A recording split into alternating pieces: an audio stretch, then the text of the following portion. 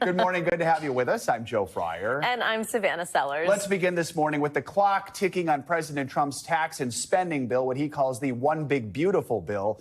Republicans have just 1 week left to get the president's signature policy bill on his desk by their own 4th of July deadline. Yeah, President Trump put the pressure on at a White House event yesterday alongside a group of working-class Americans, including truck drivers and healthcare workers. He pitched his mega bill as a way to set his Make America Great Again agenda in stone, claiming it will create millions of jobs, cut taxes, and increase take-home pay.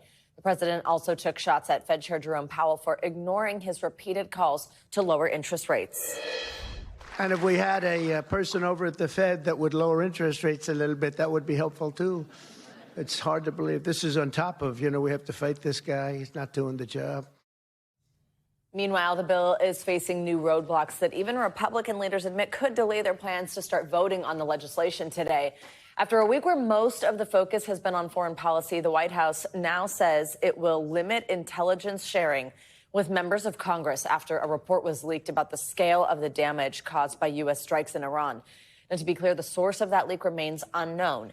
Some lawmakers are now pushing back on the White House claim that Iran's nuclear program was totally obliterated. At a news conference yesterday, the administration criticized the media and aggressively defended the results of the attack. And the reality is you want to call it destroyed, you want to call it defeated, you want to call it obliterated. Choose your word. This was an historically successful attack. NBC News Capitol Hill correspondent Melanie Zanona is standing by with the latest from Congress. But first, we're going to go to NBC News White House correspondent Vaughn Hilliard. Vaughn, great to see you. Good morning. So the president insisted that Americans won't feel any impact. This is back to the big, beautiful bill, from those cuts to government programs. Those are his words, but the nonpartisan Congressional Budget Office has said they expect this bill to add trillions to the deficit and then leave millions more uninsured. How is he trying to sell this to the American people? What do we know at this point?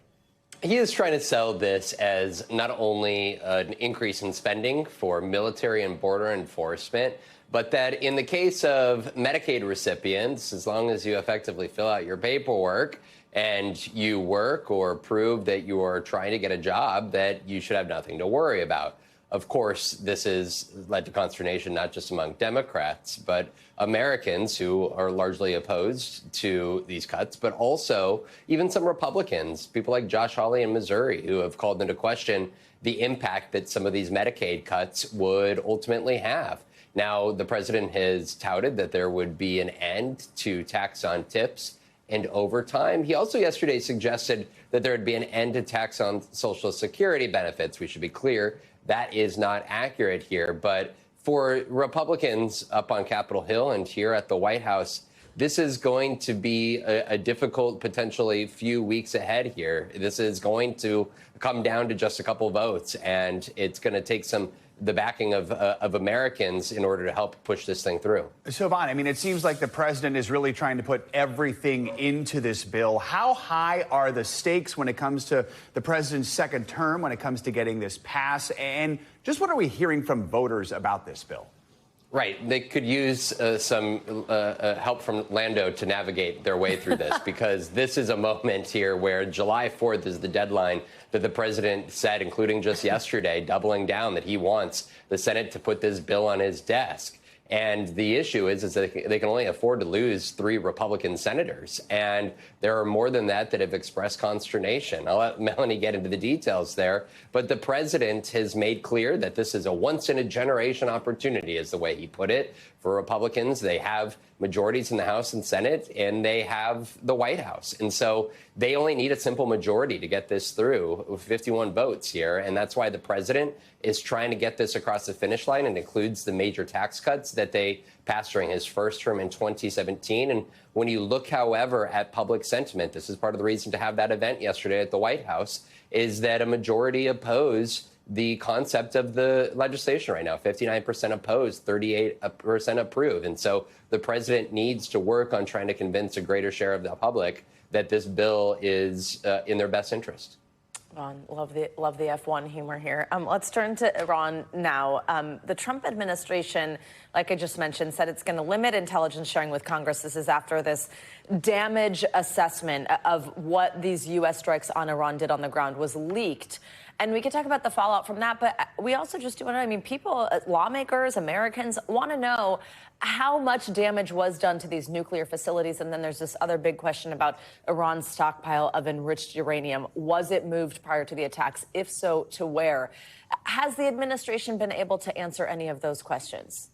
No, and I think that's the top line issue here, Savannah, is that the American public doesn't have the intelligence. The initial assessment from the Defense Intelligence Agency that was leaked earlier this week suggested that there was not as significant damage as the Defense Secretary Pete Hegseth and the president had suggested. But then just yesterday, the CIA director came forward and said that there was, in fact, severe damage without providing details of exactly where that information is. And international inspectors are not going to be allowed to go in to inspect these facilities. So there's those questions. Yesterday, 100 senators on Capitol Hill did get a briefing from this White House, and Republican Senator Lindsey Graham said the intelligence that was shared with them said that their nuclear weapons program was pushed back by, quote, years. But then Democratic Senator Chris Murphy, who heard the exact same briefing, said that it was pushed back by just months. And there are outstanding questions, to your note, about where that potentially highly enriched uranium exists. The defense secretary said that it was destroyed, but at the same time, others are suggesting that there's intelligence that it was taken out of that nuclear facility before the weekend airstrikes. Guys. So many questions here. Von Hilliard, thank you for starting us off this hour. Let's keep this conversation going with NBC News Capitol Hill correspondent Melanie Zanona. So, Mel, let's pick it up where we left off with Von. How is Congress reacting to this decision by the administration to try and limit intelligence sharing? I have to imagine it's a pretty partisan response. Yeah, you're exactly right there. Democrats, of course, were furious. They already feel like they've been entirely out of the loop. Yesterday's briefing, we should mention, was the first classified briefing that most members of Congress had received since Saturday when those U.S. strikes on Iran actually dropped, and that includes members of leadership. But when you look at the other side of the aisle, Republicans are actually embracing this idea of limiting the amount of intelligence that is shared with themselves. Speaker Mike Johnson told our Ryan Nobles yesterday that this is something they're working through right now. They're trying to coordinate with the administration and figure out where the leak came from. And when Ryan asked Speaker Johnson, do you think Congress is responsible for the leak? Johnson said, that is my suspicion. Now, it's unclear whether he has any evidence to support that. But the big picture here is that there does seem to be some growing support among Republicans to limit this intelligence sharing, which would be a huge change in how things operate on Capitol Hill, and it would be another example of how Congress is sort of forfeiting some of its powers as a co-equal branch of government. Mel, we also want to ask you what Von just mentioned there about what we heard from senators after they received this classified briefing about these strikes, despite this decision. There was kind of this mixed conversation going on about what exactly they heard. First, were they convinced by the Trump administration's claim that Iran's nuclear facilities were obliterated? And then tell us about some of those differences we heard that fell, again, as Joe mentioned, along party lines. Yeah, I would say the responses were pretty mixed that we heard coming out of the briefing. For the most part, I would say Republicans were standing behind the Trump administration, but there were a handful of Republicans who were somewhat skeptical that the nuclear program had been entirely obliterated, even as they said, the mission was successful and that they hit the targets. But they said it's just too early right now at this point to know what the full extent of the damage is. But Democrats were a little bit more pointed in their criticism. I want you to take a listen to Chris Murphy. He's a Democrat from Connecticut. I walk away from that briefing still under the belief that we have not obliterated the program. The president was deliberately misleading the public when he said the program was obliterated. The only path forward is diplomacy. And I just have not heard a realistic path from this administration about diplomacy. And the House will get their classified briefing later this morning. We will be staked out, waiting to hear what the lawmakers have to say after that. Mel, let's circle back to the president's tax and spending bill. The Senate referee disqualified certain key provisions of the bill because they didn't comply with budget rules. Bottom line, if Republicans want to pass this with a mere majority as opposed to 60 votes, they need the parliamentarian to sign off on a few things. Tell us more about that and how Republicans are reacting.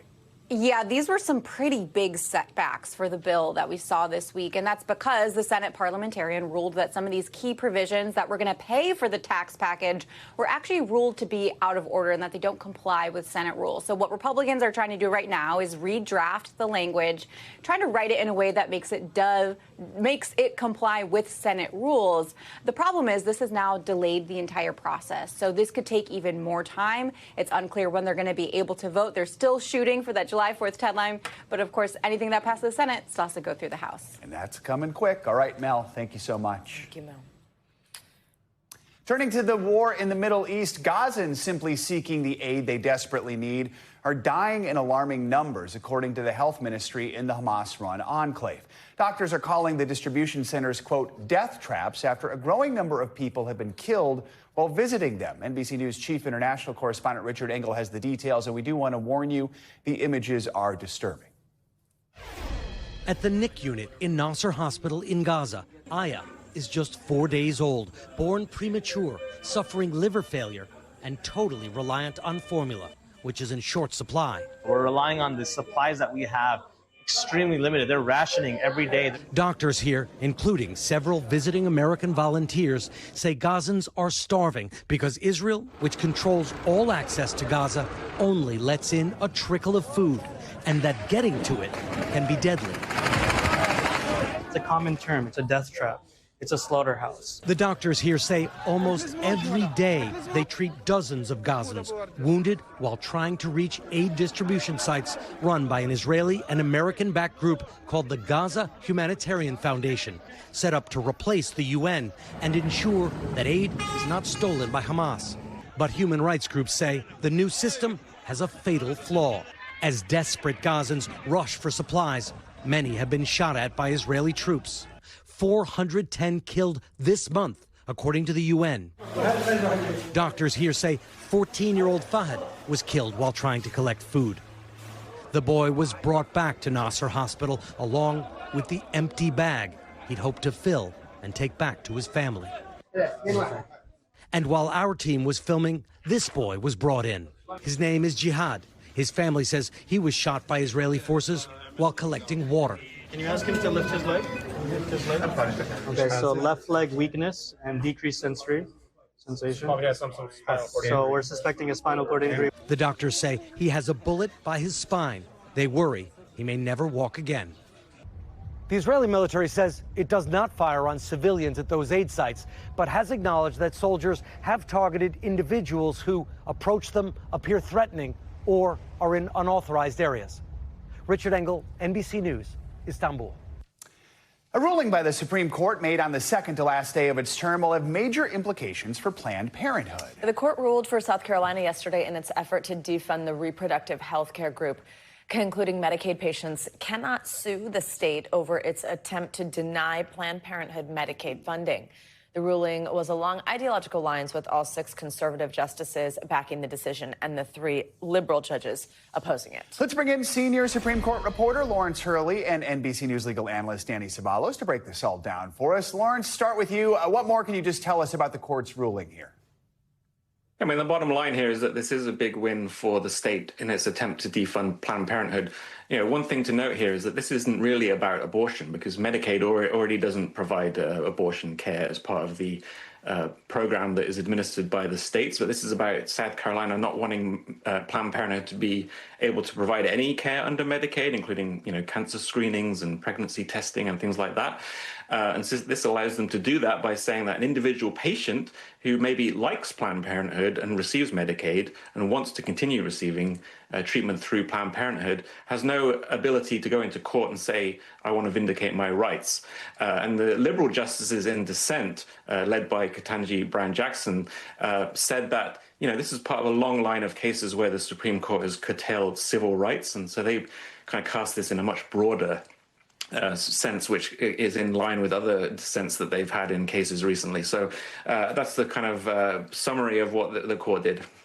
Danny, as is often the case with the Supreme Court, a decision here doesn't just necessarily impact the state with which this particular suit was brought. What does this mean for other states? It means that other states now can exclude Planned Parenthood from Medicaid funding. And really what it also means is that they can do so and feel pretty confident that at least plaintiffs, including individuals who want that health care, cannot challenge them in the way that these plaintiffs did, because what the court concluded is that you cannot sue as an individual under a statute called Section 1983. I use this statute fairly often. It's the statute you use when you sue when a client gets physically abused by police or wrongfully imprisoned. But what the statute requires is that there is a clear right created by the law. And what the court concluded is that under this law, by which the federal government gives funding to states for Medicaid, an individual plaintiff and Planned Parenthood simply don't have standing to bring the lawsuit in the first place. They don't have an interest. They don't have a right to sue under this federal statute. So, Lawrence, the court is set to finish up its term today. We are still waiting on a few decisions in major cases. Walk us through the rulings we're waiting for. We're keeping an eye out for today. Yeah, so there's 6 cases today that will all be handed down at very quick intervals this morning. The biggest one that people are looking at is the attempt by President Donald Trump to end birthright citizenship, the constitutional right under the 14th Amendment. The court isn't actually deciding the merits of that. They're just deciding whether judges around the country had the power to enter nationwide injunctions that blocked this program.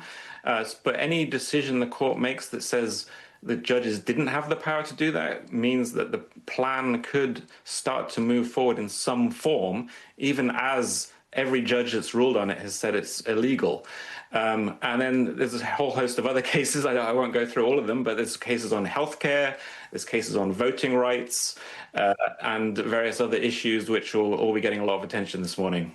Danny, as we just saw in the South Carolina decision, the court's decision was split along these ideological lines. How do you imagine they may rule on some of the cases that Lawrence just said we're still waiting on? Likely along the same exact lines. It's what we've seen, at least lately, so no surprise there. I mean, you've seen pretty consistently the 3 liberal justices dissenting and very vocal in their dissents, writing opinions even where the majority simply issues a basic few lines, either granting relief or denying relief. So I expect you'll see dissents among ideological lines, and you'll see very vocal dissents from the 3 liberal justices. All right, Danny and Lawrence, thank you both. Appreciate it. Let's take a look outside here in New York, where it's much cooler, and I think we're going to show you overcast, but dangerously high temperatures are still expected again today in other parts of the country. I just know that it's not 100 degrees, so when I walked outside this morning, I was absolutely thrilled. Meteorologist Angie Lassman is tracking what's in store for today and the weekend. Angie, good morning. Hi, guys. Good morning. Yes, we've had a bit of relief for slivers of the country. We've still got plenty of alerts up when it comes to the heat for much of folks across parts of the Midwest and stretching down through the Ohio Valley and even parts of the South, as well as the Mid-Atlantic. You'll notice that's something we're going to deal with through the day today, with our temperatures once again heading back to the 90s in a lot of these spots. So Detroit, Chicago, St. Louis, Cincinnati, as far south as Charlotte and even Wilmington, we're looking at temperatures well into the 90s. So we're not getting a bit of a break from the heat in those locations, but we are a little closer to normal for this time of year. So we'll take it. Temperatures otherwise in Boston, stretching down to Philadelphia, yes, we've seen a big cool down. We're now running well below normal for this time of year, and all we're going to get is highs into the low 70s today, so it'll feel much different than it has over the past, specifically the beginning half of this work week.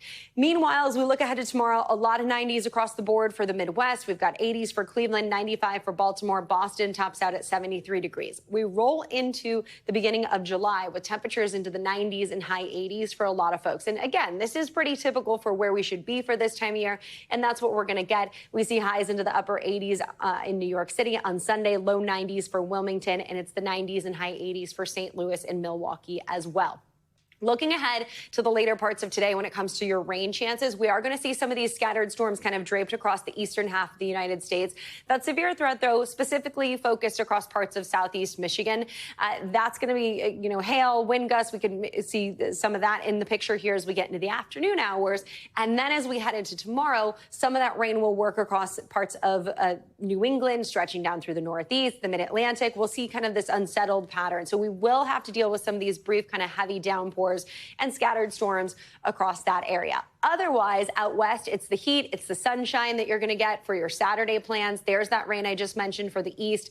The good news is, guys, across the east, we'll see nicer conditions, a much better and even great beach day on tap for folks across that region as we get into Sunday. Not just a beach day, a great beach day. There you go. There you go. Love to see it. Thanks, Angie.